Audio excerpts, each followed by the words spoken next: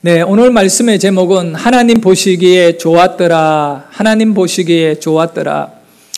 나는 부모로서 우리 아이들을 양육하고 이러면서 때로는 자랑스러울 때가 있습니다. 한편 어떨 때는 부끄러울 때가 있습니다. 우리 부모도 저에 대하여 마찬가지일 거라 생각합니다. 우리 하나님께서는 왜 여러분을 만드셨는가, 창조하셨는가? 하나님의 목적이 있지요. 그 목적은 바로 여러분이 아름다운 인생이 되는 것을 원하신 것입니다. 여러분이 오늘 이 자리에 앉아있고 또 가정에서 예배를 드리는 존재 이유에 대하여 생각해 보기를 바랍니다. 여러분은 하늘에서 그냥 하루아침에 뚝 떨어진 그런 존재가 아닙니다. 아니면 이 땅에서 솟아 올라온 그런 존재도 아니지요. 여러분이 존재하는 것에서는 정확한 이유가 있습니다. 목적이 있다는 것이지요. 그러면 여러분은 어떤 이유로 존재했느냐? 딱 한 가지 분명한 사실은 부모님이 낳아주셨다는 겁니다. 부모님이 없다면 여러분은 없는 거지요. 여러분이 존재하게 된 가장 큰 이유를 따지자면 부모가 낳아준 거지요. 여러분이 원해서 태어난 것도 아니고 그렇습니다. 부모님이 낳아주셨으니까 그냥 존재하는 것이지요. 네? 그래서 저 친구 가운데 부모님이 때리면 이런 얘기를 한다면 어릴 때 나는 부모님이 때리면 그냥 맞았거든요. 그런데 저 친구 중에는 부모가 때리면 딱 이렇게 만나요. 왜 자기가 멋대로 낳아놓고 때리느냐 이거예요. 왜 이렇게 낳아놓고 때리느냐고 막 그렇게 따진대요, 부모한테. 때리려면 낳지를 말든가 뭐 이런 식이겠지요. 근데 내가 그 친구를 보면서 참 용감하다. 우리 아버지 같으면 그냥 죽였을 건데 그런 말을 했으면. 예? 근데 그 부모님이 낳아주셨기 때문에 여러분은 존재하는 겁니다. 그러면 우주는 지금 현재 어떻게 존재하는가? 이거 한번 생각해 봅시다. 지구도 있고 태양도 있고 뭐 달도 있고 별들이 있는데 그 외에는 또 우주에 여러 가지 생명체들이 이 지구에 또 많이 있잖아요. 이거 어떻게 존재하느냐? 여기에 대해서 여러 가지 견해와 학설들이 있습니다. 지금 현재 과학자들이 얘기하고 있는 우주의 기원에 대하여는 빅뱅 이론을 가장 설득력 있게끔 설명하고 있습니다. 이 우주가 만들어지고 태양이 생기고 이런 모든 것은 빅뱅으로 이루어졌다. 이 빅뱅이라는 것은 평창 이론이라고 하기도 합니다. 강원도 평창 말고 이렇게 폭발해가지고 폭발 이론인데 초기에는 조그마한 점이 이 점 하나가 이 우주에 공허한 우주에 존재했는데 이 점이 폭발하면서 이 어마무시한 우주가 됐다는 것입니다. 여러분 그건 전혀 설득력이 없죠. 그런데도 모든 과학자들이 그런 어떤 빅뱅의 이론을 갖고 기본적인 과학의 어떤 우주 기원의 부분을 적용하고 또 받아들이고 있습니다. 그래서 이 빅뱅의 이론을 사전에서 제가 찾아보니 이렇게 기록해 주었습니다. 우주의 기원에 관한 이론이 많이 있지만 오늘날 대부분의 천문학자들이 받아들이는 이론은 빅뱅 이론이다. 이 이론은 우주의 모든 물질과 에너지 그리고 시간과 공간은 빅뱅 이론에 의하여 생산되었다는 겁니다. 그것은 바로 약 137억 년 전에 한 점에서 폭발적으로 팽창되면서 시작된 것이 우주라고 설명한다. 빅뱅 이후에 이제 우주가 폭발을 했다. 한순간에 폭발을 했는데 이 빅뱅 이후에 1초 동안에 그러니까 착각 1초에 어떤 일들이 일어나느냐. 1초 동안에 우주의 크기는 20억 곱하기 10억 킬로미터로 팽창했다. 이거는 여러분 20억에다가 곱하기 10억을 하면 얼마인지 숫자. 그것이 1초 단위로 그렇게 무한대로 폭발을 했는데 팽창을 했다는 겁니다. 아직도 우주는 팽창을 폭발을 계속하고 있다. 이것이 과학자들이 이 우주의 기원에 대하여 설명하는 내용입니다. 여러분 왜 이 과학자들은 창조적으로 눈을 돌리지 않고 이렇게 빅뱅의 그 이론을 갖고 우주의 기원에 대한 설명을 합니까? 그럼 사람이 누굽니까? 그 사람은요, 하나님이 창조한 그 하나님의 형상을 닮은 그런 우리 존재인데, 이 과학자들이나 세상의 사람들은 그걸 싫어하는 것입니다. 창조 그러면 그거는 싫어하는 이유가 있어요. 왜? 창조를 했다라고 했을 때에는 창조한 사람이 주인이거든요. 창조자가 있다는 것은 뭘 의미하느냐? 주인이 있다는 겁니다. 여러분이 뭘 만들면 그 주인은 여러분이에요. 그와 같이 이 인간들이요, 교만해가지고 마귀가 이미 그 인간의 마음을 완전히 장악해가지고 창조를 거부하게 하는 겁니다. 그 창조를 거부시킴으로 주인이 없는 인간을 만드는 겁니다. 과학자들이 왜 이렇게 빅뱅 논리, 말도 안 되는 이 이론을 갖고 하나의 정확한 과학적 어떤 그런 논리로 그들이 받아들이느냐 하면 자기가 주인이 되고 싶은 거예요. 사람의 욕망에. 그러니 이 빅뱅의 이론은 한마디로 말하면 주인이 누구냐라고 할 때 하나님이 아니라 우리 인간이다, 이거를 강조하고 싶은 것이죠.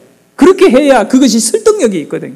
사람들은 누군가가 우리를 지배한다든가 주인이 된다라고 하면 왠지 모르게 그것이 굉장히 부담스럽게 들려요. 자기가 주인으로 살고 싶은 거예요. 내 인생은 내가 주인이다. 이런 부분이 우리에게는 강한 유혹거리인데, 그거를 잘라내고 하나님이 주인이시고 하나님이 나를 만드셨다.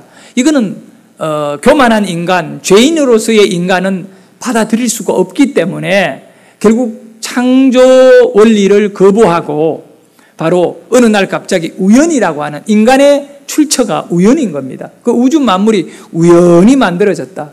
이 어리석은 인간인 거예요. 여러분 한번 생각해요. 여러분 자신이 우연히 만들어진 거예요?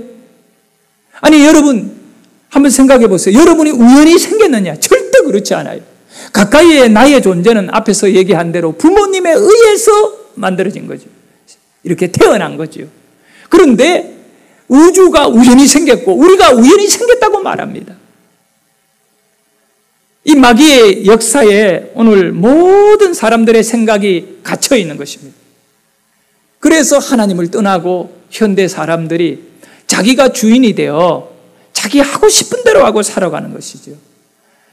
성경을 봐야 됩니다. 창세기 1장 1절을 한번 볼까요? 성경은 분명히 태초에 하나님이 천지를 어떻게 했다고요? 창조하시느니라. 하나님이, 여기 중요한 것은 하나님이 창조하셨다. 우연이 아니라 창조인 것입니다. 빅뱅의 논리는 절대로 우리는 수용할 수도 없고 받아들일 수도 없는 거죠. 창세기 1장 1절에 태초에 하나님이 천지를 창조했다, 이 말씀과 똑같은 내용으로 요한복음 1장 1절에 태초에 말씀이 계시니라 이렇게 합니다. 태초에 뭐가 있다고요? 말씀이. 왜냐하면 태초에 창세기에는 하나님이 가라사대 말씀하시기를 어두움과 빛을 나누어지게 해라. 그러니까 어둠을 빛을 이거를 다 창조하신 분이 하나님이신데, 그걸 어떻게 창조했느냐? 말씀으로, 하나님의 말씀으로. 아멘. 하나님의 말씀으로 모든 것이 창조되었어요. 말씀이 아니고는 도저히 이루어질 수 없는, 그 말씀이 능력인데, 그리고 요한복음 1장 1절에 이 말씀의 의미가 뭘까요? 태초에 말씀이 계시니라. 하나님이 계시는 것이죠. 하나님은 말씀하시는 분이세요. 하나님이 말씀하면 그대로 이루어지는 줄 우리는 믿으시기를 바랍니다. 그래서 이 태초에 하나님이 천지를 창조했다 할 때 이 태초라고 하는 단어가 히브리 말로, 태초는 레시더입니다. 레시더. 그런데 그 에라고 하는 그 단어가 붙어져가 베레시트, 그러면 태초에라고 되어 있어요. 그리고 요한복음 1장 1절에 태초에 말씀이 계시니라 할 때 이 요한복음은 헬라어로 기록됐어요. 이 히브리 말로는 베레시트가 창조이지만 이 헬라 말은 바로 아르게라고 하는 말이 창조라는 뜻이, 태초라는 뜻이, 태초, 아르게. 그래, 과거에 그 헬라 철학자들이 아르게가 어디에서 이루어졌느냐, 아르게. 그런데 이 아르게라고 하는 철학적 용어가 바로 이 태초에라고 하는 이 용어인데 엔아르게는 에라를 붙여가 엔이라는 말은 뭐뭐에라는 뜻. 그러니까 태초에 말씀이 계시니라. 출발이 말씀이거든요. 그러면 여기에 이 아르게라고 하는 단어의 뜻이 무엇이고 또 베라시트라고 하는 구약의 이 태초라고 하는 단어의 뜻이 뭐냐 하면 그것은 10개자를 써서 계시요. 계시. 장사를 시작할 때 처음 시작할 때 뭐 한다 그러죠? 계시한다. 우리는 꼭 이 장사 얘기해야 통하는 거예요. 전부 우리는 시장통을 잘 알아요. 그래 뭘 계시한다. 그 단어가 바로 엔아르게예요. 엔아르게 계시. 그럼 이 말의 의미가 뭐냐면 이 우주 만물에 아무것도 없었는데 계시한 거예요. 참 그런 이 엔아르게라고 하는 이 단어는 바로 시간의 출발점을 말하는 거예요. 공간과 시간의 출발점.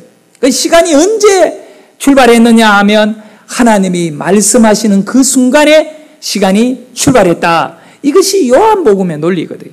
그리고 창세기 1장 1절에서 말씀하는 것은 하나님이 시간을 시작했다. 이렇게 받아들이면 돼요.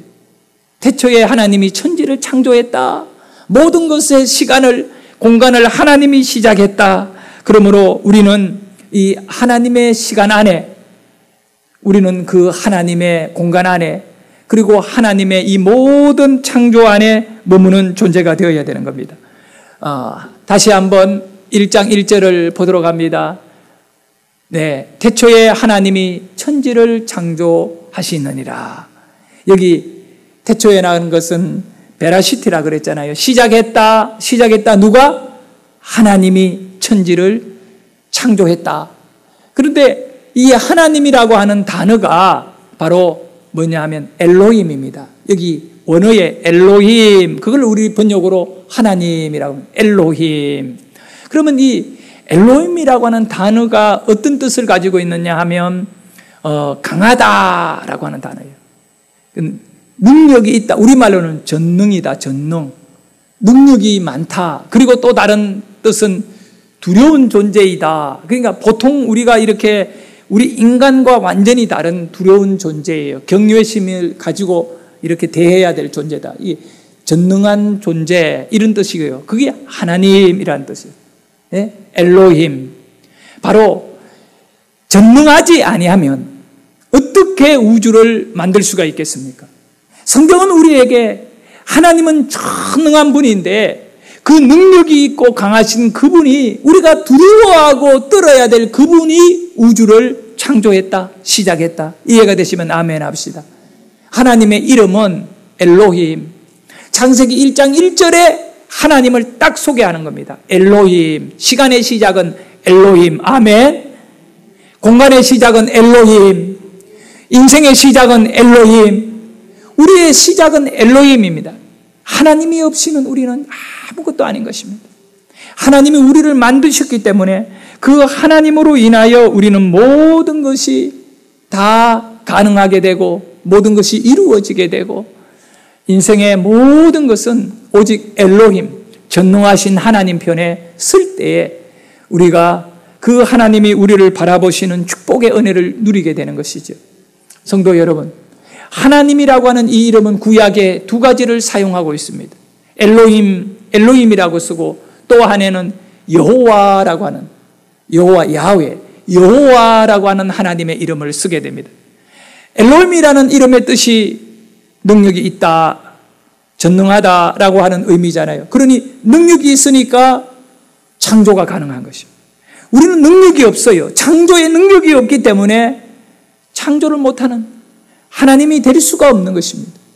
아담 하와가 하나님 흉내 내다가 자신이 하나님같이 하나님의 피조물로 살지 아니하고 자기 자신이 능력자로 살려고 하다가 교만에 빠진 거잖아요. 왜냐하면 아담 하와의 주인은 하나님이시거든요. 하나님이 만드신 거예요. 아담을 만드시고 하와를 만드시고 우주 만물을 만들었습니다. 그러면 우주 만물의 주인은 누굴까요? 하나님이십니다. 저를 따라합니다. 만든 자가 주인이다. 주인이다. 그런데 뱀이, 마귀, 사탄이 딱 아담에게 나타나서 너 하나님을 주인으로 섬기지 말고 네가 주인해라. 하나님하고 똑같이 네가 될 수 있다. 이렇게 유혹한 거예요. 사실은 주인이신 하나님께서 여기 짐승들과 과일들과 모든 것을 어떻게 했나요? 다 너에게 맡긴다. 네가 그것을 다 다스려라.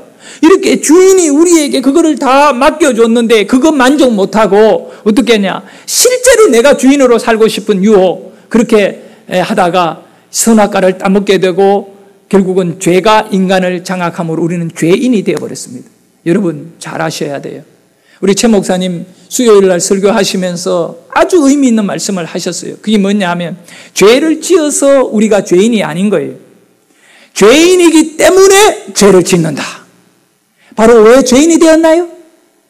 아담 하와가 죄를 하나님의 언약을 깨고 자기가 주인 노릇 하려다가 빅뱅 원리라든가 그것에 빠져서 내 멋대로 한번 하고 싶은 이 유혹에 하나님이 엄청나게 아담 하와에게 축복해 주셨는데도 불구하고 모든 것들을 다스리게끔 번창하게끔 살아라고도 그 축복 내어 밀어버리고 내 멋대로 한번 살아보겠노라. 인간의 교만에 마귀 사탄의 유혹에 그냥 빠져가지고 죄인 된 이유로 우리는 다 죄를 지었다 안 지었다 상관없이 죄인인 겁니다.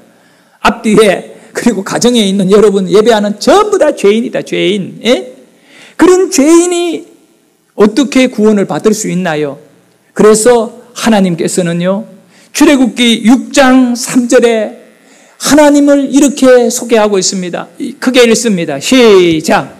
내가 아브라함과 이삭과 야곱에게 전능의 하나님으로 나타났으나 나의 이름을 여호와로는 그들에게 알리지 아니하였고. 그렇습니다. 보세요. 아브라함과 이삭과 야곱에게는 창조의 하나님으로 나타났다는 겁니다. 네, 하나님은 창조자로. 여기에 전능의 하나님은 만드신 하나님, 우주를 창조하신 하나님, 그 엘로힘으로 나타나는 겁니다. 나는 엘로힘으로 너희들에게 나타났다. 그리고 이제 모세를 통하여 이스라엘 백성들에게는 나의 이름을 여호와로 이제 나타난다는 거예요. 할렐루야. 여기 여호와는 뜻이 뭐냐면 여호와. 여러분 이 여호수아라는 이야기 들어봤지요? 모세의 시종이었던 여호수아. 그 여호수아가 뜻이 뭡니까? 구원하다. 바로 여호와라는 뜻을 가지고 있어요. 여호와, 여호수아. 그리고 예수님의 이름이 뭘까요? 구원자임. 예수는 예수아입니다. 예수아. 신약시대에 다음에 발음이 약간씩 바뀌어지잖아요. 이 여호수아가 예수아예요. 예수아. 그리고 예수와 그리스도토스인데 이 그리스도라는 뜻은 뭐냐면 기름을 부었다. 예수는 뭡니까? 구원한다. 그러니까 이 바로 출애굽기 6장에서 모세를 통하여 이스라엘 백성들에게 하신 말씀이 이겁니다. 하나님이 이렇게 하시는 것을 모세가 대언하는 거죠. 나는 너희들에게 엘로힘 하나님이었다. 창조자였다. 창조 하나님. 능력으로 창조한 하나님이었다. 그 창조를 해놨더니 죄를 지어버리고 다 이렇게 무너지고 인간이 망가져버린 거예요. 이 하나님이 인간을 만들었을 때 다 하나님 보시고 또 인간뿐만 아니라 모든 것을 보시면서 이렇게 말씀하셔서 땅을 만들고요. 바다를 만들고 하나님 뭐라 하냐면 보시기에 좋았더라. 1장 10절에. 그리고 1장 12절에도 채소 만들고 나무 만들고 보시기에 좋았더라. 계속해서 하나님은 18절에도 물고기 새 만들고 보시기에 좋았더라. 21절에도 보시기에 좋았더라. 25절에도 짐승들을 만들고 하나님이 하신 말씀이 보시기에 좋았더라. 계속 창세기 1장에 언급되어지는 내용이 뭐냐면 창조 이후에 보시기에 좋았더라. 할렐루야. 하나님이 그러면 왜 만들었을까요? 보시기에 좋았더라. 아름다움인 것입니다. 이거를 가리켜 심미적 창조라고 합니다. 지적 설계. 하나님께서 어떤 그런 하나님의 이 지식을 갖고 하나님의 전능을 갖고 이렇게 설계를 했는데 그 설계가 뭐냐? 심미적 아름다움으로 만들었다. 여러분 모든 땅도 바다도 다 새들도 얼마나 꽃들도 아름답습니까? 왜 아름다웠냐? 하나님이 창조하신 목적이 아름다움인 것입니다. 근데 언젠가 여러분의 마음이 너무 괴롭고 짜증이 나고 또 뭐 어떤 분노의 역사가 일어날 때에는 꽃을 보더라도 아름다워요? 싫잖아요. 그 다 네? 그 말, 인간의 마음이 망가지면요, 그 아름다움을 아름다움으로 받지를 못하는 겁니다. 가장 중요한 건 우리 인생 자체가 아름다움입니다. 얼마나 아름다운지 몰라. 여러분의 인생이 정말 아름다워요. 그런데 여러분이 이 마귀의 역사, 마귀가 여러분의 심령을 딱 파고 들어와서 여러분의 마음을 딱 사로잡는 순간에 여러분은 아름다움을 잃어버리는데, 어떤 아름다움? 하나님이 보실 때 아름답다는 것을 잃어버리는 것입니다. 그리고 창세기 1장 31절에는 보면 하나님이 사람을 딱 만드시고요, 그 다음에 나오는 말씀이거든요. 이 말씀이 하나님이 이르시되 그 모든 것을 보시니 보시기에 어떠하였더라? 심히 좋았더라. 참, 우리 인간들은요, 하나님 보실 때 심히 좋은 인간.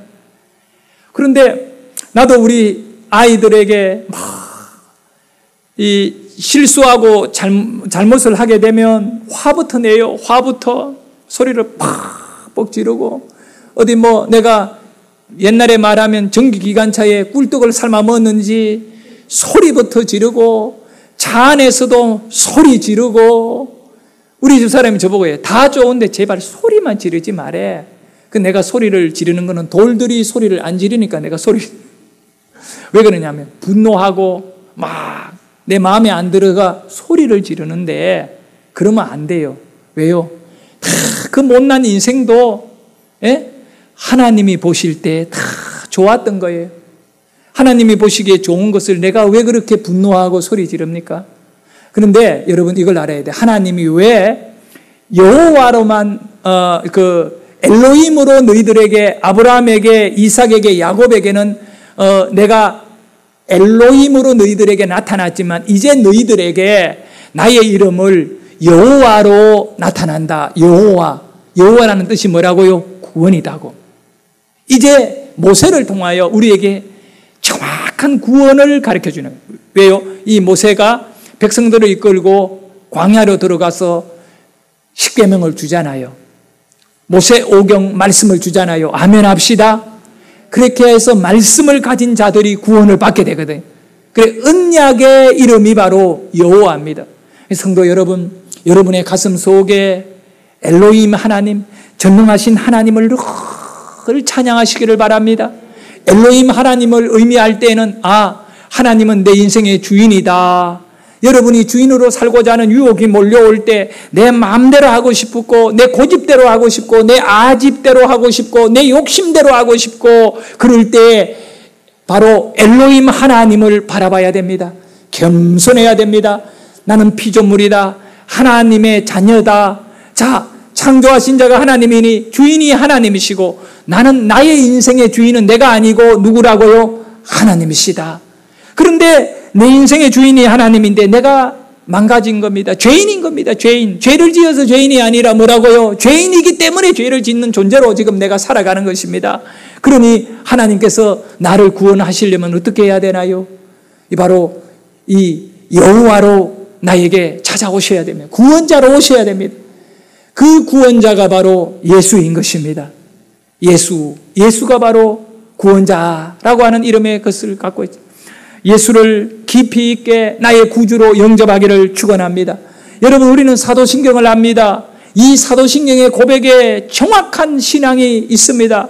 전능하사 천지를 만드신 하나님 아버지를 내가 믿사오며 그 외아들 우리 주 예수 그리스도를 믿사오니, 믿음을 고백하며 하나님 믿고 그 외아들 주를 믿는 겁니다.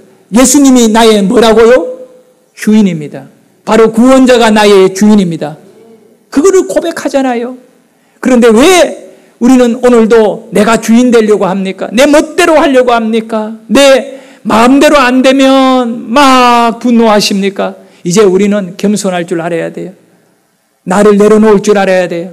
왜냐하면 나의 창조자가 하나님인 것을 깊이 알았습니다. 여러분, 이것을 분명히 아시기를 바랍니다. 모든 피조물들의 소망은 뭔가? 하나님의 아들이 나타나는 것임을 알아야 됩니다. 자, 창세기 1장 2절만 한번 크게 읽어보도록 합니다. 시작. 땅이 혼돈하고 공허하며 흑암이 깊음 위에 있고 하나님의 영은 수면 위에 운행하시니라. 아멘. 이것은 창조 전에 우주의 이 모든 근원의 상태가 어땠느냐?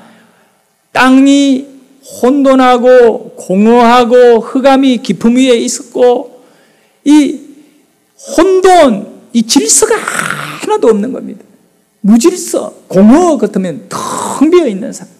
흑암이 깊음이다. 저는 이걸 통하여 보면 땅이라는 단어의 땅 아담이거든요. 아담이라고 하는 그 단어에 귀를 기울여야 돼요. 여러분, 이 사람이 아담이고 땅이 아담 같은 단어예요. 우리는 흙에서 온 거예요. 아담아, 네가 아담에서 왔으니 아담으로 돌아가라. 흙에서 왔으니 흙으로 돌아가라. 우리는 이 하나님이 생기를 우리에게 불어넣었기 때문에 생명이 됐다는 거예요. 우리는 원래 땅이에요. 땅. 흙이다. 근데 이 흙의 존재가 공허입니다. 원래는 공허입니다. 공허한 존재입니다. 그러다 보니 하나님의 영이 나에게서 떠나는 순간에 우리는 공허한 인생이 되어 있는 거예요. 예?